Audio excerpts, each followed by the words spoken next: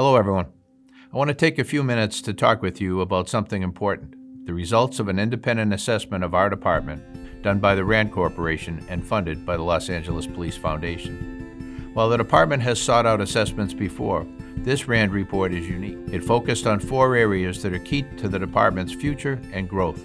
Those areas were staffing and recruitment, our complaint and disciplinary system, morale and retention, and how we're structured as an organization.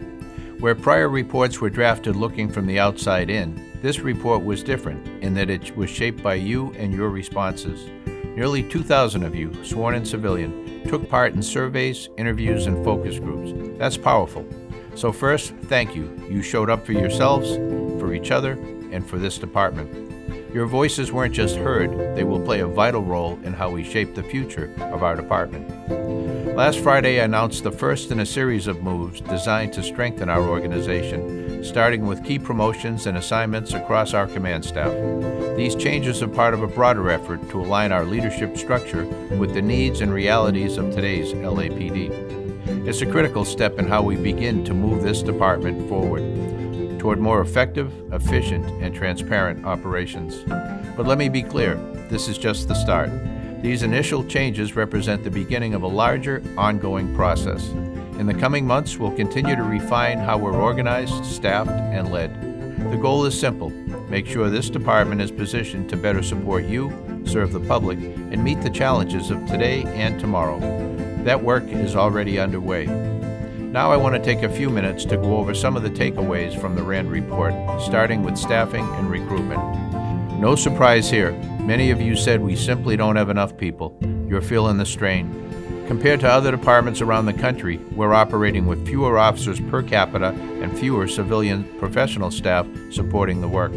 That affects everything. I want you to know that I recognize that you are bearing the weight of that every day. And while it's encouraging that we're seeing a lot of interest from new applicants, this report made it clear that the hiring process is taking too long, about a year on average. That's just too slow, and we're losing great candidates to other departments with quicker timelines. You also raised concerns about the quality of applicants and how frustrating it is when outside processes cause delays. That's something we absolutely need to fix. While there is much to do, it's important that you know that Recruitment and Employment Division leadership, with my support, is actively seeking ways to reconcile our hiring process needs with the participation of the city's personnel department. I'm hopeful that this will prove productive and helpful in the near future. Now let's talk about the complaint and disciplinary system. Your feelings came through loud and clear. It's one of the most stressful parts of the job. 93% of our sworn employees says it creates undue stress. That's overwhelming. Many of you described the process as unfair, overly punitive, especially for those in lower ranks, and that it discourages proactive policing. A lot of you said you felt isolated and unsupported while going through complaint investigations, and most said communication throughout the process is lacking. On top of that, minor complaints, ones that could be cleared up quickly with the help of body-worn video, are dragging on for months, and that's not good for anyone. As you know, several months ago I directed members of our command staff to form working groups to address aspects of department operations.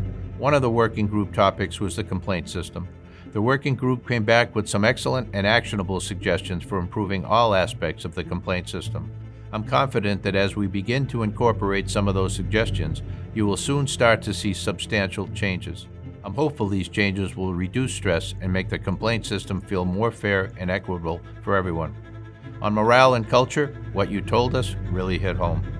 There's a sense that communication from leadership isn't always connecting, that hard work isn't being recognized consistently, and that promotions can feel unfair or unclear. A third of you strongly disagreed that our command staff have the right skills and experience to do their jobs.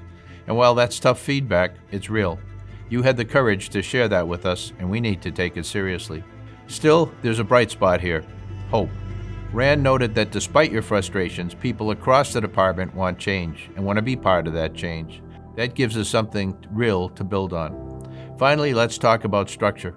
Many of you said the department feels top-heavy, too many high-ranking positions, and too many sworn personnel working admin jobs instead of being out in the field where they're needed. You also questioned whether some specialized units are truly aligned with our public safety mission. There's openness to ideas like reassignments, civilianization where it makes sense, and even streamlining internal functions to better support field operations. That kind of forward thinking, it matters. So where do we go from here? RAND provided a thoughtful set of recommendations, many of which echo what you've been telling us for years. Their top priorities include boosting hiring and academy throughput, reducing stress in the complaint process, improving communication and recognition, and better aligning the department to support patrol and field work. Some of these changes will take time. Some require help from the city, especially during a tough budget year. As I mentioned earlier, for several months, members of your command staff, alongside directors from the League, have been participating in working groups. These groups were tasked with providing me with action plans designed to make substantive and meaningful changes. Many of the working group suggestions for changes are either actively being assessed for viability or already underway. It's important to note that there is a great deal of commonality between the work produced by these groups and the topics addressed in the RAND report. So here's the bottom line. We're not waiting. We're moving forward wherever we can, deliberately, transparently, and with purpose. The changes I announced last week were just the first step. More will follow as we work to build a department that reflects your values, your voices, and your vision for a better LAPD.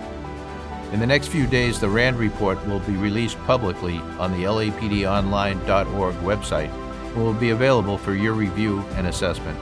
While the report contains some hard criticisms and things that may be difficult for some to hear and process, you have my word that we will not shy away from the lessons offered. You showed up for each other and for the department when you participated in this process. Now it's the department's turn, and it's my turn to show up for you.